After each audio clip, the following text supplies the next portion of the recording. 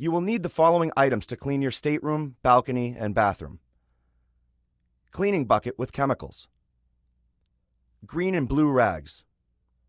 Vacuum cleaner. Balcony squeegee, if the stateroom has a balcony. Cleaning bucket with hot water and specially environmentally approved balcony cleaning chemical.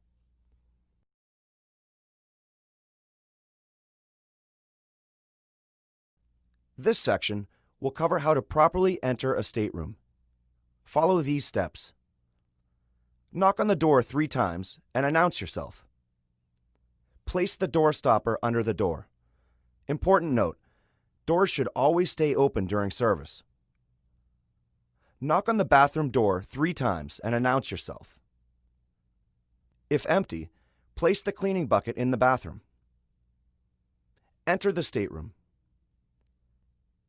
Remove all dirty items from the stateroom, bathroom, and balcony, including dirty towels and linens, food trays, and garbage. Important note, dirty linens, pillowcases, towels, and pool towels should be separated and placed in red bags. Ensure stained linens are processed separately.